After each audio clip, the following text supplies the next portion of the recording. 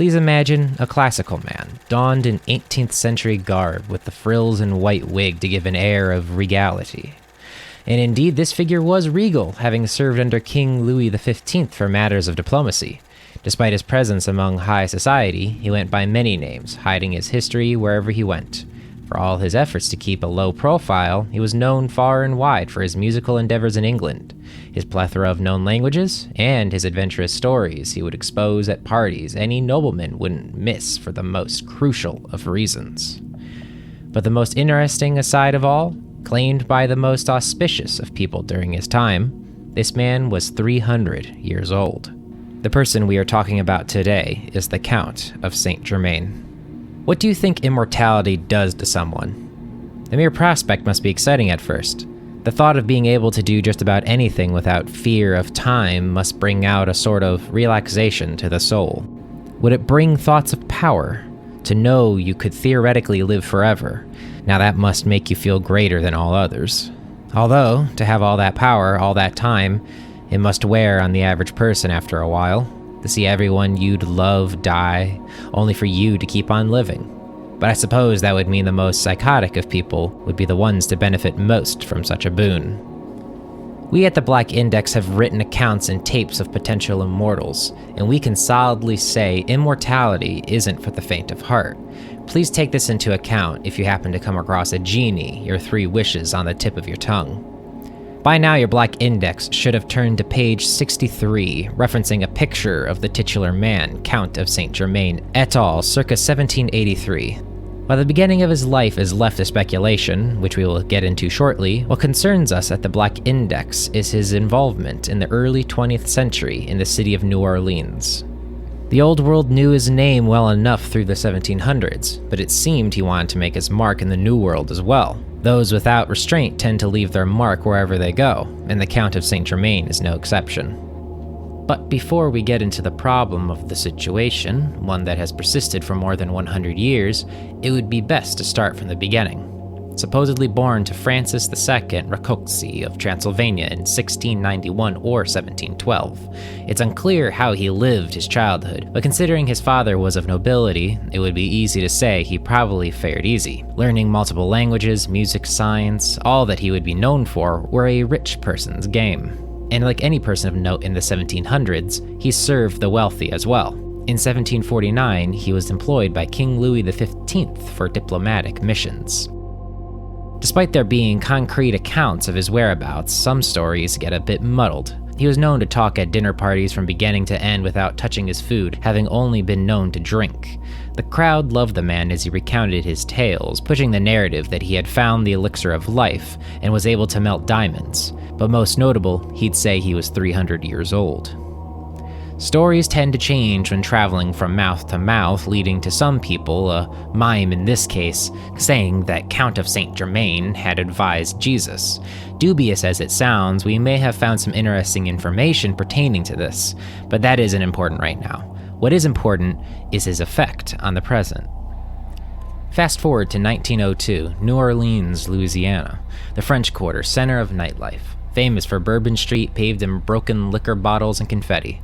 A new man from France has moved to the corner of Royal and Ursuline Street. Goes by the name of Jacques Saint Germain. According to him and everything he owned, he was a man worth more than the clothes on his back, the threads of which were probably worth more than the typical monthly salary at the time. Everyone flocked to him, the fantastical Frenchman with stories to tell, presumably a relative of the deceased alchemist Saint Germain, and just as mysterious. Make a note of this. Humans rarely change, and if you're rich, there's hardly a reason to make yourself better. If you've learned anything from history, the rich tend to either throw the most elegant of receptions or the most destructive of ragers. Considering this is the French Quarter, I'll let your imagination fill in the blanks. Jacques Saint Germain, much like his infamous ancestor, could woo a crowd, drawing them in with stories of grandeur. Who wouldn't want to know an adventurer? Stories of the man spread, but not just of his exploits, but of his eating habits. That being, he had none. During his parties, he had the habit of talking everybody's heads off, eating nothing from his plate, only drinking the entire night. Such harmless rumors are rarely thought of in the moment, but sometimes it's the smallest of details that make the biggest of impacts. Flash forward once again, date of 19. A woman jumps from Jacques Saint-Germain's second-story window, her feet and legs broken, but she limps through the pitch-black New Orleans streets regardless. She's a mess, her eyes twitching back and forth as if unable to trust her surroundings. Glass falls from her body, clinking against the ground as she sees two police officers. It's clear to the officers that the woman is in dire need of attention, but her story, regardless of the injuries, seems dubious to them. According to her, Jacques Saint-Germain had cornered her in one of his rooms, pinned her against a wall, and attempted to bite her neck. But before he could sink his teeth, he heard a knock on the door, calling for Jacques to come back to the party. The woman took this advantage and pushed him away, running straight for the window. Coming to the scene of the crime, though, Jacques attributed the woman's outburst to alcohol. The police, while skeptical of the man's story, decided to let him have the night to himself, telling him to come down to the station in the morning. I'm sure you can all figure out what happens next. Jacques Saint-Germain never showed up to the police station the next day. And while the police did come by the house, they found him nowhere. Apparently giving a night of deliberation to those guilty of a crime can lead to escape attempts. Who would have thought? What was left behind in his home, however, was very interesting. Strangely, they found no utensils or food, only bottles of wine lining his dining room cabinets. While searching the house for their disappearing Frenchman, one officer was curious. He had heard great things about the banquets Jacques Saint-Germain held, but was never able to show up for any of the parties, probably because he was never invited. So he uncorked one of the wine bottles to get a taste of the life he was never given. Have you ever been punched in the face? Maybe bit your cheek? Besides the pain, it tastes like you washed out your mouth with pennies. Taking his first gulp, the officer spat out the wine, realizing that not only did it taste like copper, but it was thicker. The viscosity of a rich man's wine is no different to the kind a drunk would use to drown their fears. Upon further investigation, each of the wine bottles were filled with at least 2/3 wine, 1/3 blood. Jacques Saint-Germain was never found, but the rumor mill churned out a lot of stories, and coincidentally, a lot of bodies started turning up. This leads us into the current day, and some more bodies have managed to start floating down the street on a particularly bad stormy evening in the French Quarter. The information collected came from a blog by the name of .com. On the dates of August 2014 to November 2006, whoever ran the blog was a dedicated ghost hunter prowling abandoned buildings in the bayou and desolate graveyards.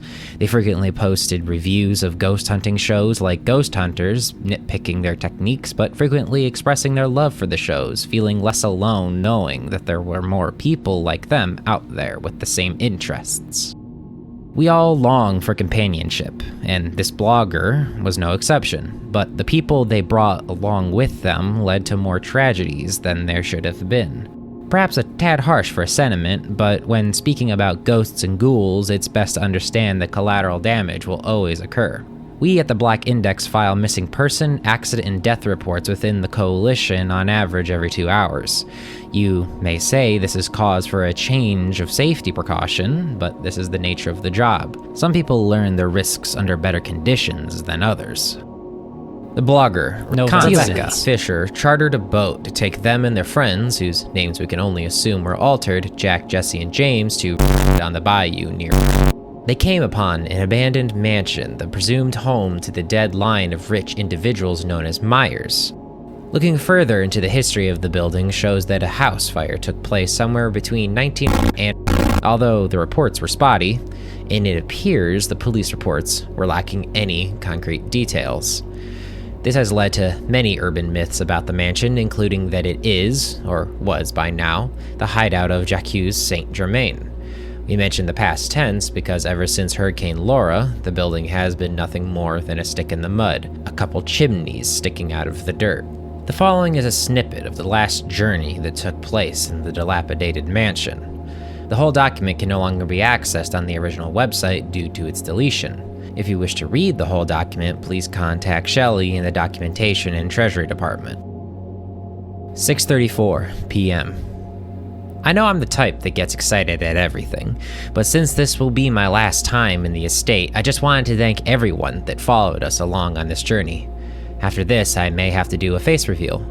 Passing 10,000 readers a month was a long time in the making, so maybe it's best if you all got a look at the person who has been dungeon delving for all of you for the past 4 years. But that'll have to wait, because we found something truly amazing that I can't wait to share with you all. Jacques Saint Germain is attached to this building by legend alone, but today, I think we may have found some evidence that he was at least here for a time. A large unmarked bottle of red wine. It's not as thin as regular wine, and almost smells of iron. It could be that the smell comes from sitting around in a muggy basement for God knows how long, but the rest of us agree we could have a lead. I'll be sure to post pictures when I get back to my place, just as I've done before in the past expeditions, so calm your tits and dicks. 7:45 p.m. We've only been here an hour and we've already found something new. First it was the bottle of wine hidden behind a molding chest, and now we found a secret tunnel, Scooby-Doo style. Jack caught a loose book in a withering bookcase. Giving a slight tug was apparently all it needed, because the bookcase moved. The first couple of times we came here, we found nothing really of note. Maybe some primal echoes from the ghosts living here, but those could just be the animals living in the rafters and under the floorboards. This was actually supposed to be our last time coming here, thinking there was nothing to collect. But it appears we may be coming here for a while longer. We're preparing for our journey into the pits of the house, but we won't be staying for long. We only had enough money to charter a boat for a couple hours this time around, so this will be a short stay. My hairs are standing on end. I never thought something so awesome would happen to me. No entry was recorded for several days until an article appeared in a now-defunct New Orleans-based supernatural hobby newsletter marking the deaths of 2 men and 1 woman, their bodies found near the old Meyer estate. Their bodies withered as if they were ringed pieces of wet cloth. Whether these 3 are linked to the initial group mentioned is up for debate, but field agents were able to find out that these 3 were regulars in the paranormal community. Fisher has been reported missing ever since. Field agents were able to locate the building, finding a plethora of empty wine bottles, each holding the remnants of what is confirmed to be a mixture of wine and blood. When searching for the hidden bookcase, all they found was rubble covering the presumed hidden entrance to a spiral staircase going deeper into the building. Removing the rocks, field agents found a labyrinth at the bottom of the staircase.